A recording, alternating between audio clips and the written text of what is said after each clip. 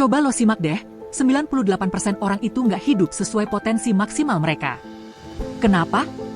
Karena kebanyakan mereka cuma bikin opini dari hal-hal yang mereka dengar sekilas, bukan dari apa yang mereka benar-benar pahami, nggak bisa ngatur hidup mereka sendiri. Boro-boro bisa mikir serius tentang hidup mereka sendiri. Kebiasaan kayak gini bikin lo nggak cuma underperform, tapi juga kerasa ada yang kurang. Bukan cuma karena lo jadi kayak di bawah standar masyarakat, tapi diri lo sendiri ngerasa kok kayaknya ada yang nggak pas sama hidup lo. Ini tentu saja ngehalangin lo buat ngelakuin hal-hal luar biasa yang sebenarnya lo mampu untuk lakukan. Selamat datang di channel Motivasi Sukses. Kalau lo bisa ngadepin hal-hal yang bikin orang lain kebanyakan stuck, lo bakal lebih maju dari kebanyakan rata-rata, ninggalin 98% orang di belakang lo. Yuk, kita mulai.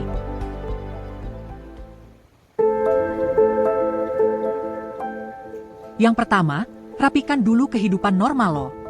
Sebelum lo mulai mengejar impian besar atau mencoba hal baru, pastikan kehidupan sehari-hari lo nggak berantakan.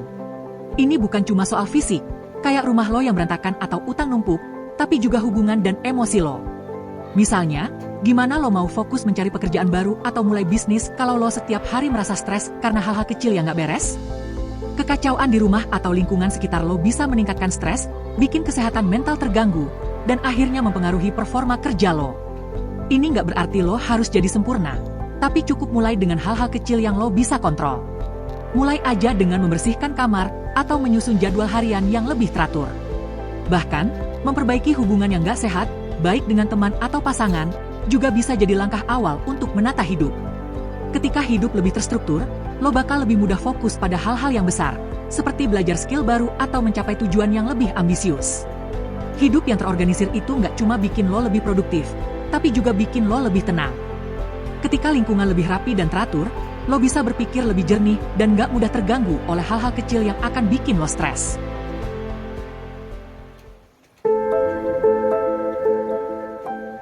Berikutnya, temukan kebenaran yang orang lain abaikan. Banyak hal yang kita anggap biasa aja yang bisa jadi peluang emas yang terlewatkan. Misalnya, orang tahu kalau punya penghasilan tambahan itu bagus, tapi tetap aja cuma punya satu sumber penghasilan. Kenapa coba?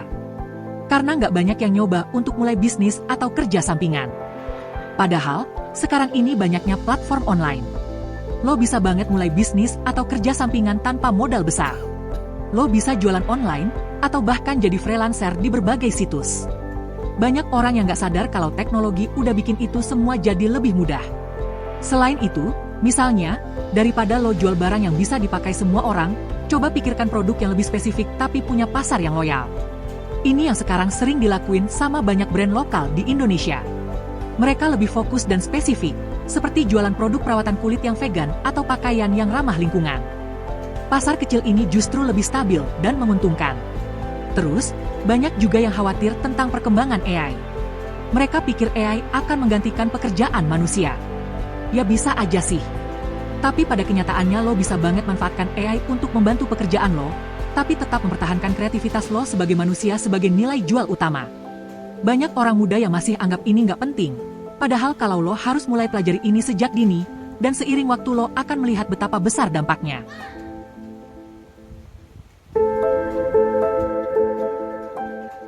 Berikutnya, berani berpikir berbeda. Ada perkataan yang mengatakan, kebanyakan orang adalah salinan orang lain. Kalau aja lo berani mikir beda, lo bakal mulai mengenal diri lo sendiri dengan lebih dalam. Misalnya, kebanyakan orang di sekitar lo pasti ngeluh soal harga barang yang naik, padahal gajinya tetap segitu-gitu aja. Tapi lo bisa aja bilang, gue bokek bulan ini, karena gue pilih beli makanan yang lebih sehat. Nggak perlu khawatirin orang mikir lo aneh, yang penting lo punya alasan yang jelas dan tahu kenapa lo pilih jalan itu. Ini bukan berarti lo harus selalu benar atau berbeda untuk mencari perhatian. Ini soal lo belajar berpikir dengan cara yang lebih bebas, nggak terikat oleh norma atau mainstream. Misalnya, kalau semua orang sibuk belajar coding karena takut digantikan AI, lo bisa aja pilih untuk fokus pada hal-hal yang justru sulit digantikan oleh teknologi, seperti kreativitas atau komunikasi interpersonal.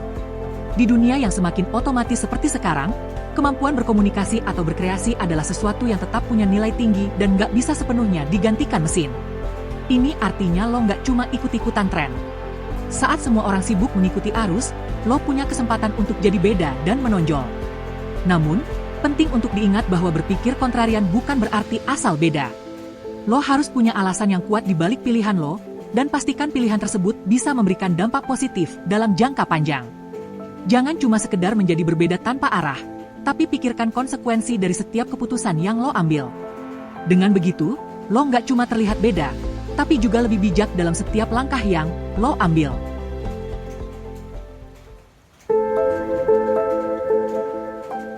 Berikutnya, dengarkan ketakutan orang, lalu lakukan. Kalau lagi ngobrol sama orang, coba lo lebih banyak dengerin ketimbang lo yang ngomong sendiri. Kenapa? Karena ketakutan mereka seringkali membuka peluang buat lo. Misalnya, teman lo bilang dia takut pindah kota untuk kerja karena jauh dari keluarga atau takut nggak cocok dengan lingkungan baru. Di situ, lo bisa lihat ada peluang yang orang lain nggak mau ambil. Kalau lo cukup berani untuk mengambil langkah itu, lo udah satu langkah lebih maju dari mereka yang cuma diam di zona nyaman. Banyak orang takut memulai sesuatu yang besar, seperti bisnis atau pindah karir, karena takut gagal.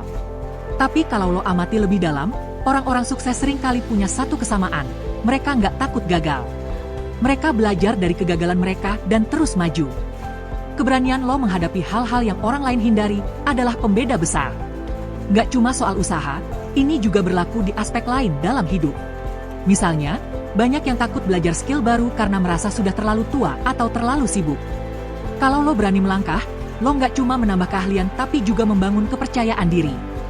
Tapi ingat, dengarkan apa yang orang lain katakan sebagai bahan masukan, bukan untuk membuat lo ragu. Jangan biarkan ketakutan mereka jadi ketakutan lo juga. Gunakan itu untuk memotivasi diri sendiri dan membuktikan bahwa rasa takut hanya ada di kepala. Begitu lo berhasil melewati tantangan itu, lo akan merasa lebih kuat dan percaya diri untuk menghadapi tantangan yang lebih besar.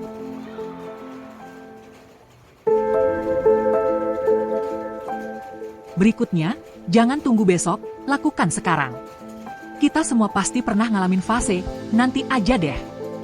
Entah itu buat olahraga, belajar hal baru, atau sekadar ngerjain tugas kecil di rumah. Tapi tahu nggak, menunda-nunda itu kayak racun. Pelan-pelan bisa bikin lo jauh dari tujuan sukses lo. Penelitian menunjukkan bahwa sekitar 20% orang adalah prokrastinator akut, sementara 75% lainnya sering menunda-nunda. Jadi, kalau lo merasa sering begitu, lo nggak sendirian, tapi ini bukan alasan buat terus-terusan kayak gitu. Coba pikirin ini, waktu lo hari ini nggak bakal bertambah besok. Kalau lo nunda sesuatu hari ini, artinya lo cuma ngasih alasan ke diri sendiri buat nggak maju. Misalnya, lo mau mulai belajar bahasa asing. Banyak orang bilang, besok aja, masih sibuk nih. Padahal, mulai hari ini dengan 10 menit aja bakal jauh lebih baik daripada nunggu situasi ideal yang gak pernah datang. Kunci dari melawan prokrastinasi adalah langkah kecil. Gak perlu nunggu semuanya sempurna. Kalau mau olahraga, lo gak harus punya outfit keren atau alat mahal. Pakai aja apa yang ada. Mau belajar investasi? Lo nggak perlu langsung beli saham blue chip. Mulai aja dari belajar tentang reksadana lewat aplikasi gratisan. Setiap tindakan kecil yang lo ambil hari ini punya dampak besar di masa depan. Ingat, lo nggak perlu sempurna, lo cuma perlu mulai, dan lihat gimana semuanya bisa berubah seiring waktu.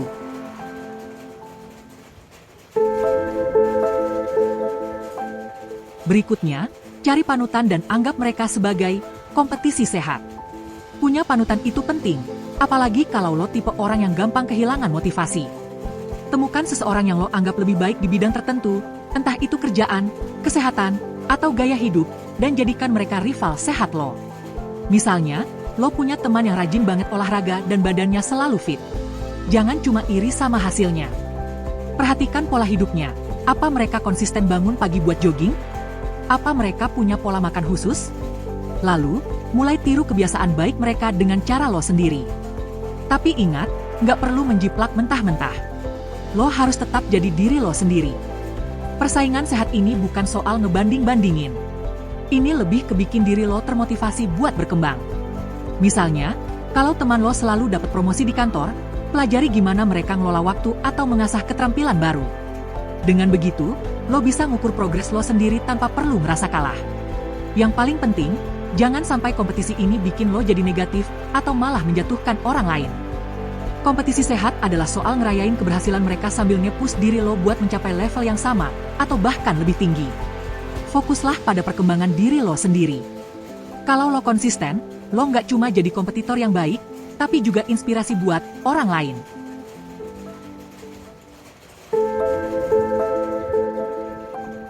Berikutnya, sedikit egois, itu perlu. Lo pasti sering dengar kalau egois itu buruk, tapi dalam dosis kecil, egois bisa jadi adalah hal yang baik. Kadang, lo perlu naruh diri lo sendiri di urutan pertama biar nggak burn out atau kehilangan arah. Fokus dulu sama hal-hal mendasar kayak kesehatan fisik, kesehatan mental, keuangan, dan perkembangan pribadi lo. Kalau fondasi lo kuat, lo bakal punya kapasitas lebih buat bantu orang lain. Contohnya, lo pengen bantu keluarga secara finansial, tapi lo sendiri masih struggling bayar tagihan bulanan. Kalau lo terus-menerus ngorbanin diri buat bantu orang lain tanpa mikirin keadaan lo, ujung-ujungnya lo malah stres dan nggak produktif. Sebaliknya, kalau lo bikin prioritas buat stabilin keuangan lo dulu, lo bisa bantu mereka dalam jangka panjang dengan cara yang lebih efektif. Egois yang sehat juga berarti tahu kapan harus bilang nggak. Kadang, orang di sekitar lo punya ekspektasi yang nggak realistis, dan kalau lo terus berusaha memenuhi semuanya, lo bakal capek sendiri. Belajar bilang tidak itu penting buat melindungi waktu, energi, dan mental lo. Ini bukan berarti lo nggak peduli, tapi lo tahu batasan lo juga.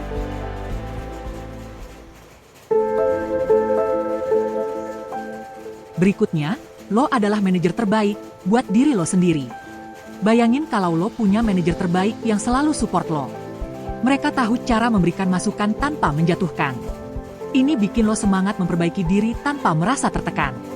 Nah, sekarang bayangin lo sendiri jadi manajer itu, buat diri lo sendiri. Mulailah dengan evaluasi rutin. Lo nggak perlu bikin sesuatu yang ribet kayak presentasi bisnis, cukup waktu 10-15 menit seminggu buat nge-review apa aja yang udah lo capai, apa yang perlu diperbaiki, dan apa rencana lo ke depan. Ini semacam rapat mingguan dengan diri sendiri. Misalnya, kalau minggu ini lo gagal ngerjain tugas karena terlalu banyak nonton YouTube, catat itu. Bukan buat menyalahkan diri lo, tapi buat memahami pola lo dan mencari solusi. Contoh lain, kalau lo lagi ngejar target olahraga, tapi hasilnya nggak maksimal, coba cek, apa lo konsisten? Atau mungkin lo kurang tidur sehingga energi lo habis duluan? Dengan pola evaluasi kayak gini, lo jadi lebih peka sama apa yang bikin lo maju atau malah mundur. Perlakukan diri lo dengan kombinasi care dan disiplin. Lo adalah proyek terbesar dalam hidup lo bisa lebih terarah dan produktif dalam mencapai apapun yang lo inginkan.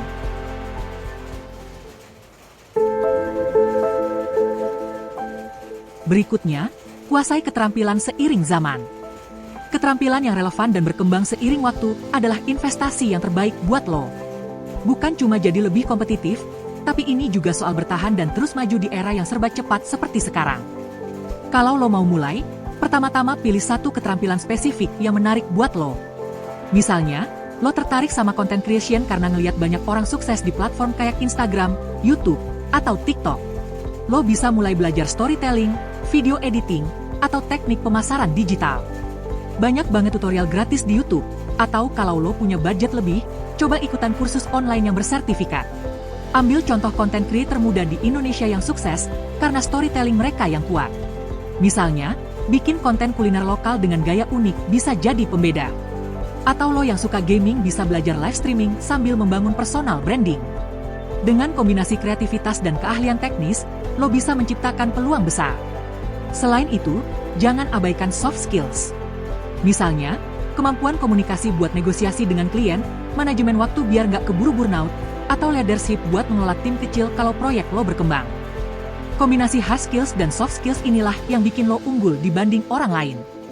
Keterampilan yang lo pelajari sekarang mungkin aja masih dasarnya aja, tapi kalau terus diasah, nilainya akan bertambah besar di masa depan. Jadi, mulai aja dulu, dan ingat bahwa perkembangan lo adalah proses jangka panjang.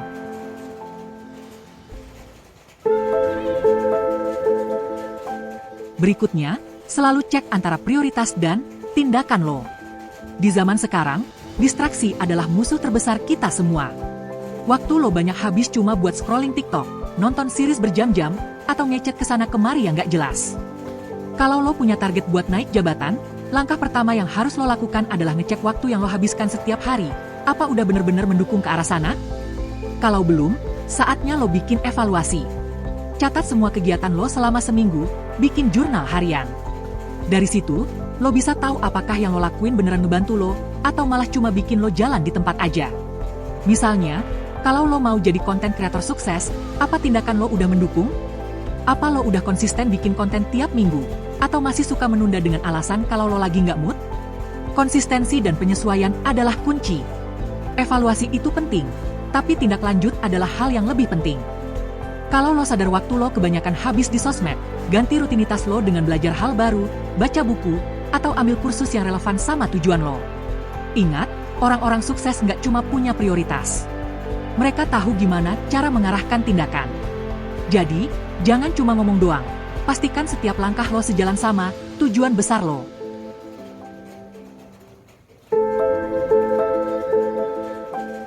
Berikutnya, fokus ke hal-hal baik. Stres memang nggak bisa dihindari, apalagi kalau lo kerja di kota besar kayak Jakarta, macet, deadline mepet, atau ekspektasi atasan yang bikin kepala lo berasap. Apalagi kalau lo baru dimarahin bos karena laporan yang kurang lengkap. Nah, daripada lo terus mikirin omelan itu seharian, coba ganti perspektif lo kayak oke, gue dimarahin, tapi gue jadi tahu kesalahan gue di mana dan bisa bikin laporan lebih baik ke depannya. Cara berpikir kayak gini bikin lo nggak cuma lebih tenang, tapi juga lebih fokus ke solusi daripada cuma bikin drama doang. Dan hindari kebiasaan lo untuk menceritakan masalah lo berulang-ulang, entah ke teman, keluarga, atau di sosmed. Memang sih cerita bisa bikin lega, tapi kalau terus berulang-ulang, itu malah mengganggu. Ganti kebiasaan itu dengan merenung untuk mencari hal positif yang terjadi, prestasi-prestasi atau hal-hal baik yang sudah pernah lo capai, sekecil apapun. Ini akan ngasih energi positif, dan membangkitkan lagi semangat lo. Jadi, kalau lo merasa stres, coba mulai catat 3 hal baik setiap malam sebelum tidur. Bisa hal simpel kayak udara pagi yang segar, atau kopi yang pas takarannya. Ini secara perlahan akan menggeser fokus lo dari hal buruk ke hal yang baik. Lo akan merasa lebih ringan menjalani hari-hari lo.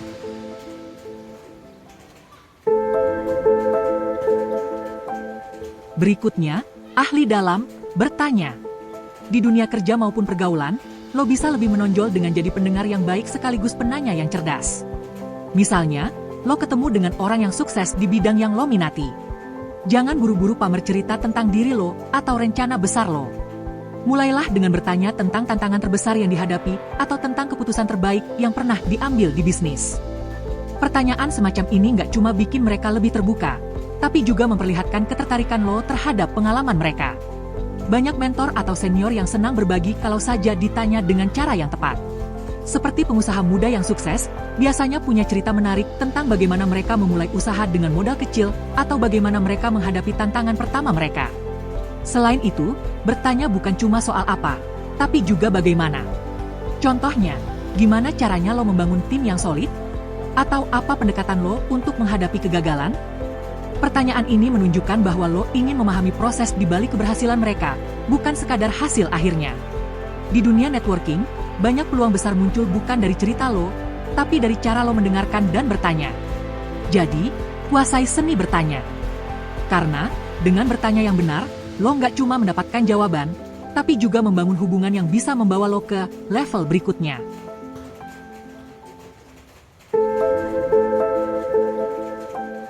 Berikutnya, ceritakan tujuan mustahil lo ke semua orang.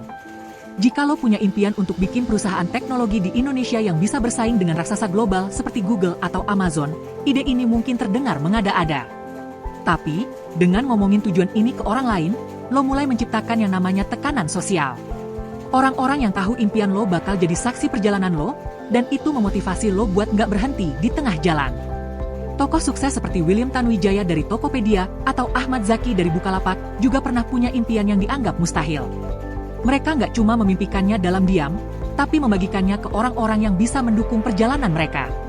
Cerita mereka menunjukkan bahwa tujuan besar itu bukan soal langsung berhasil, tapi soal bagaimana lo terus berusaha meskipun orang lain nggak percaya. Ketika lo ngomongin impian besar lo juga membuka peluang buat orang lain mendukung lo. Siapa tahu aja ada yang bilang, gue kenal orang yang bisa bantu lo di bidang ini. Atau mungkin ada yang bisa jadi mentor yang membantu lo. Tujuan yang besar juga bikin lo jadi lebih terarah. Kalau lo mau jadi pengusaha sukses, lo bakal lebih selektif dalam memilih pekerjaan, investasi waktu, dan belajar keterampilan baru. Setiap keputusan yang lo buat bakal didasarkan pada pertanyaan, apakah ini membawa lo lebih dekat ke tujuan lo?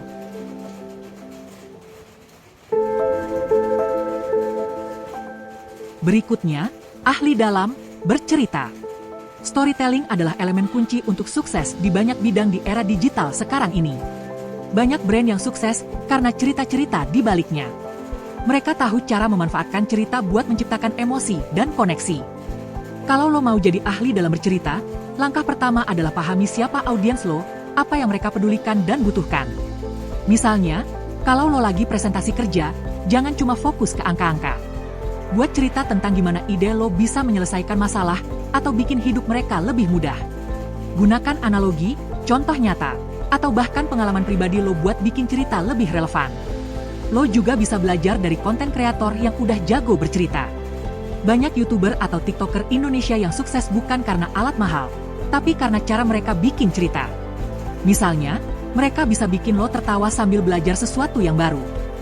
Perhatikan bagaimana mereka mulai dengan hook yang menarik, membangun alur cerita, dan mengakhiri dengan pesan kuat yang bikin lo ingat lama. Selain itu, storytelling bukan cuma soal bicara, tapi juga menulis. Kalau lo aktif di media sosial, cobalah buat postingan dengan cerita sederhana tapi bermakna. Misalnya, cerita tentang perjuangan lo belajar keterampilan baru atau pengalaman seru yang bisa menginspirasi orang lain. Nah, dari semua poin di atas, intinya adalah lo punya kekuatan untuk mengubah hidup lo jadi lebih baik. Tapi, perubahan gak akan pernah datang kalau lo gak melakukan apa-apa. Atau lo ada pendapat lain? Lo bisa tuliskan di kolom komentar ya.